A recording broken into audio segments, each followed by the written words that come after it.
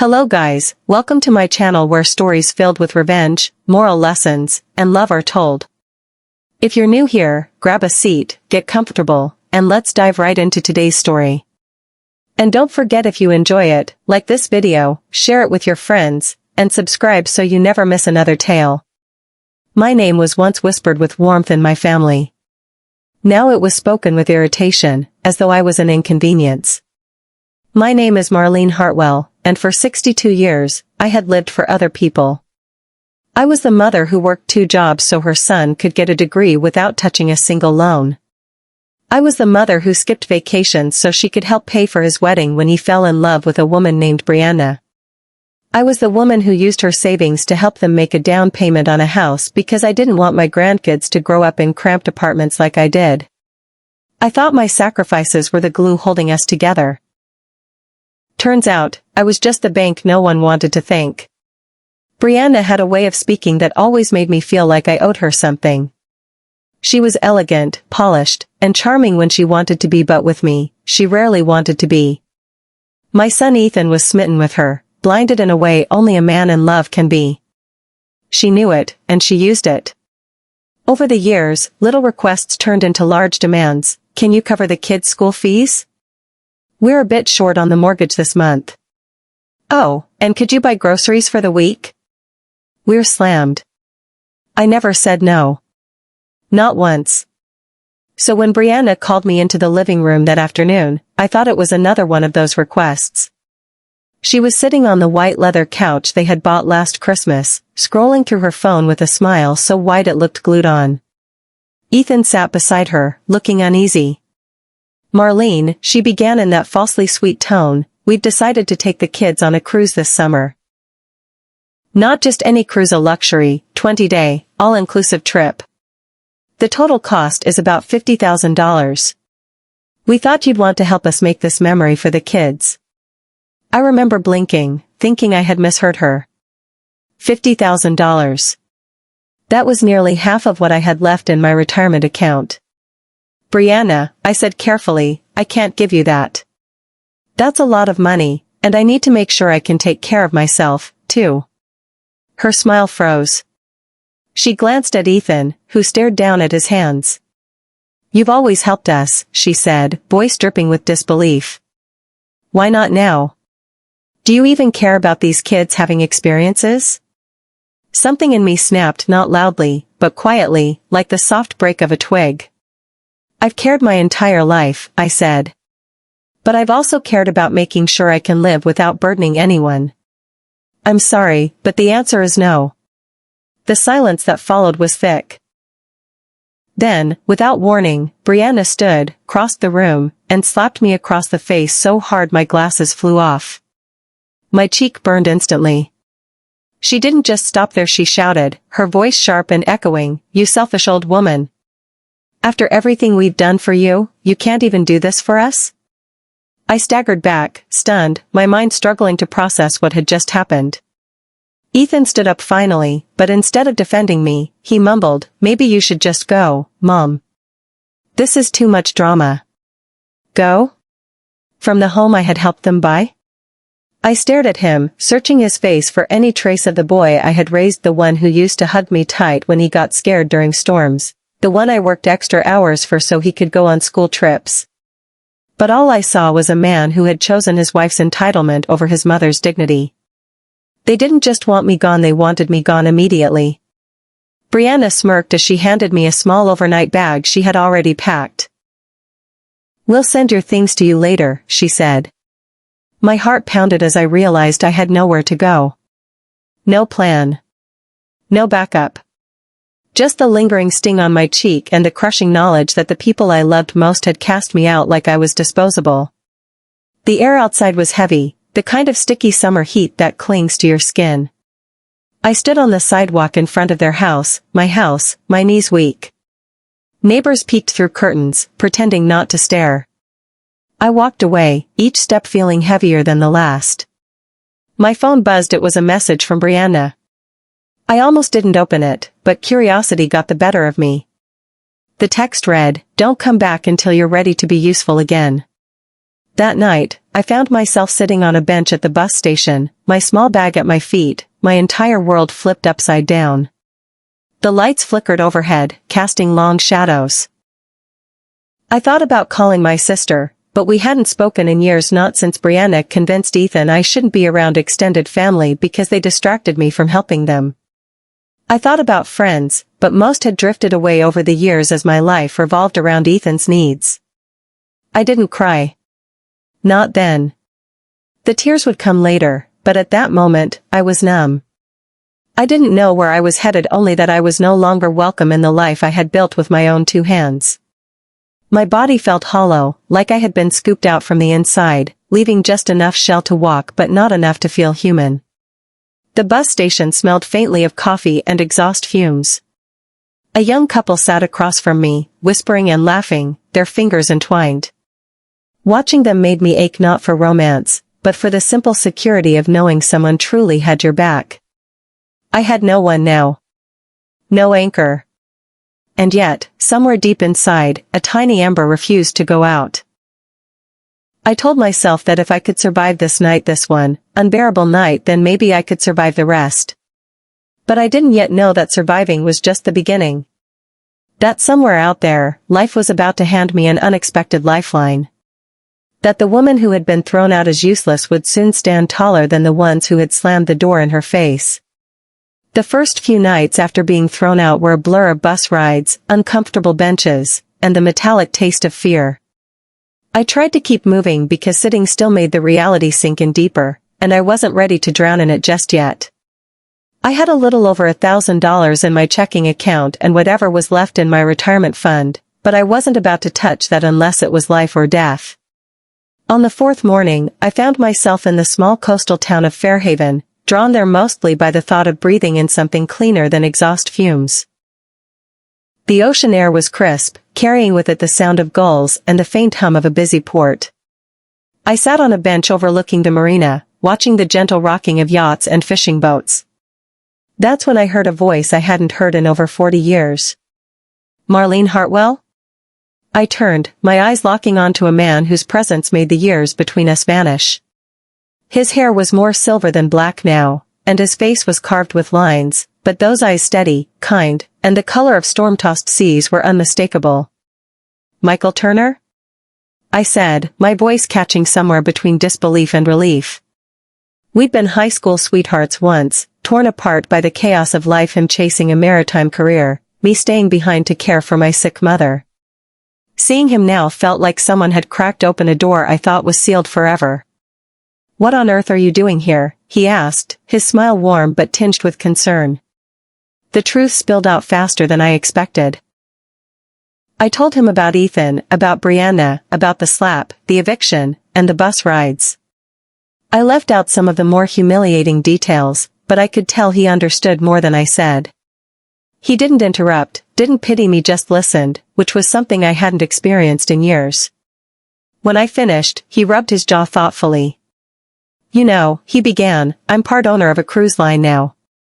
I've been looking for someone to oversee guest services, someone who can handle people, think on their feet, and solve problems without losing their cool. And from what I remember, you could charm the spots off a leopard when you wanted to." I laughed for the first time in days. "Michael, I don't know anything about running a cruise ship." "You know about people," he countered. "You've been managing crises your whole life, just in a different setting. The rest, you can learn. And I'd pay you well. You'd have your own cabin, meals covered, and we travel the world. What do you say?" It sounded like a lifeline, but also like a dream too big to grasp. Part of me wanted to say yes instantly, another part was terrified. "I don't want charity," I said quietly. "This isn't charity," he said, leaning forward. "It's a job offer. And if you say yes, you might just find more than a job, you might find yourself again." That night, I lay awake in the modest and Michael had insisted on paying for, staring at the ceiling. The idea of stepping onto a cruise ship as an employee after being told I was useless stirred something in me. Maybe it was pride. Maybe it was the stubborn part of me that refused to let Brianna's words be the last chapter of my life. By morning, I had my answer. Within 2 weeks, I was on board the Ocean Star, a gleaming white vessel that looked like a floating city. Michael introduced me to the staff housekeepers, bartenders, chefs, entertainers, and I felt an odd sense of belonging. These people weren't here because of blood ties or history. They were here because they worked hard and respected each other. The first days were overwhelming, learning the layout of the ship, memorizing staff names, understanding how to handle complaints with diplomacy but firmness. I found that my years of managing family budgets and diffusing domestic tensions had oddly prepared me for dealing with demanding passengers. I learned to smile through chaos, to turn complaints into compliments, and to solve problems without escalating them. Michael watched my progress with a quiet pride that made me feel both supported and capable. "You're a natural," he said one evening as we walked the deck under the stars. "I knew you would be." By the end of the first month, I wasn't just surviving, I was thriving. My confidence grew with each successful day. I began dressing sharper, walking taller. I took ownership of my role, suggesting improvements to passenger services and implementing small changes that made a big difference. Michael valued my input so much that he offered me a chance to buy into the company. I hesitated. It meant dipping into the retirement fund I had guarded so fiercely. But then I thought about Ethan and Brianna, how they had used my savings for themselves while I lived cautiously, afraid to spend on my own dreams. This time, I would be investing in me. I signed the papers, becoming a small part owner of the cruise line. Months passed, and with each voyage, I felt like I was piecing myself back together. I saw parts of the world I had only read about: Santorini's white cliffs, the bustling streets of Singapore, the glaciers of Alaska. I built friendships with the crew and even started hosting evening gatherings for passengers, telling stories about the places we visited. And then, on a bright spring morning while docked in Miami, I saw their names on the passenger list. Ethan and Brianna Turner, booked for a luxury 10-day cruise in the Royal Suite. My stomach tightened, but not with fear.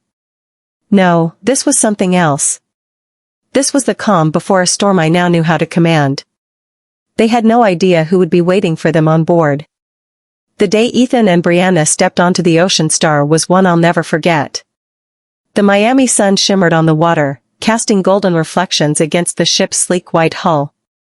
I stood near the gangway, clipboard in hand, greeting passengers with my professional smile. My uniform was crisp, my hair neatly pinned back, and there was no sign of the woman they had thrown out like unwanted trash. They didn't see me at first. Brianna swept aboard in a designer sundress, oversized sunglasses perched on her nose, her voice loud enough to carry over the murmur of boarding passengers. Ethan trailed behind, lugging her matching designer luggage. I could tell by the way she glanced around that she was looking for someone to cater to her immediately. When their eyes finally landed on me, the change in their expressions was delicious. Brianna froze mid-step, her mouth parting slightly before she quickly tried to mask her shock with a smirk. Ethan's face drained of color. I offered them the same warm smile I had given every other passenger. "Mr. and Mrs. Turner," I said smoothly, "welcome aboard the Ocean Star. I'm Marlene Hartwell, Vice President of Guest Services and part owner of this vessel. I trust your suite will meet your expectations." The silence between us could have sliced through steel. Brianna's smirk faltered. Ethan shifted uncomfortably. "Part owner?" Brianna echoed, her voice dripping with disbelief. "That's right," I replied, still smiling. "Shall I have someone take your bags to the Royal Suite?" Without waiting for their answer, I motioned to a porter, who swept in to handle the luggage. I turned back to them, letting my gaze linger on Brianna just long enough for her to feel the weight of my presence. "Enjoy your stay," I said, and then walked away. I didn't need to explain how I got here. My existence in this role spoke louder than any story could.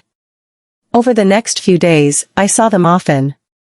They dined in the finest restaurants on board, attended the exclusive captain's gala, and lounged by the private pool reserved for high-tier guests. But everywhere they went, they had to watch me moving through the ship not as a servant, but as someone who belonged to the very top. Every time our eyes met, Brianna's fake smile wavered just a bit more. On the fourth evening, I made my move.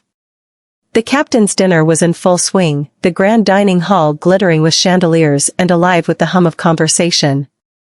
I approached their table with a glass of champagne in hand. "I thought I'd personally check in," I said, my tone cordial but edged with something sharper. "Is everything to your liking?" Brianna leaned back in her chair, her eyes narrowing. "You've certainly landed on your feet," she said, the words meant to sting but lacking the power they once held. "I always do," I replied simply. I set the champagne down in front of her and leaned in slightly. "You know, Brianna, life has a funny way of reminding people that those they step on today might be the ones they have to look up to tomorrow." I straightened, giving her just enough of a smile to make her wonder whether I was here to gloat or to warn. Ethan cleared his throat, glancing around nervously as if worried others might overhear. "Mom, we didn't mean." I cut him off gently but firmly. "You meant exactly what you did. And I meant it when I said no." I didn't raise my voice, but the quiet steel in it was enough to make Brianna shift uncomfortably in her seat. I left them there, the conversation unfinished but the message crystal clear. I was no longer theirs to command, and I never would be again. The rest of the voyage was a slow, satisfying unraveling for them. Brianna's attempts to get special treatment from the staff were met with polite, standard service the same any passenger received. Ethan avoided me when he could, but I caught him watching me sometimes, a shadow of regret flickering in his eyes. I didn't return it. Regret was his to carry, not mine to soothe. On the final morning, as passengers prepared to disembark, Brianna approached me alone. The sunglasses were gone, and without them, I saw the faint lines of worry etched into her face. "You could have humiliated us," she said quietly. "But you didn't." I met her gaze evenly. "I don't need to humiliate you, Brianna. Life already did the work for me." I paused, letting the weight of my words settle. "The only difference is, I chose to rise from it. You can too if you ever decide to." She didn't reply. She just nodded once and walked away. I watched her join Ethan at the gangway, their steps a little less confident than when they first boarded. As the ship emptied, I walked to the upper deck and leaned against the railing, the sea breeze cool against my skin. Below me, the port bustled with activity, luggage carts rumbling, taxis honking, people calling to each other. Somewhere in that chaos, my past was walking away. I let it go without hesitation. I wasn't the same woman who had stood on a sidewalk with a burning cheek and nowhere to go. I was a leader, a businesswoman, a woman who had learned that survival was just the first step, and that thriving was the sweetest form of revenge. The horizon stretched out before me, endless and inviting, and I smiled. For the first time in years, my life was mine. Moral lesson. Sometimes, the people we give the most to will be the ones who take us for granted the most. But their rejection doesn't define your worth. It can be the push you need to discover who you truly are. Standing up for yourself, even when it means walking away from those you love, is not selfish, it's necessary. You owe no one your peace, your savings, or your dignity. Life will always test you, but it will also offer second chances if you're brave enough to take them. If you've ever been underestimated, remember this: the best revenge isn't in proving them wrong, it's in living so well that they have to watch you shine. Your horizon is still ahead. Walk toward it without fear. If you enjoyed this story, please like this video, share it with your friends, and subscribe to the channel so you never miss another one. And tell me in the comments what's the greatest lesson life ever taught you about self-respect.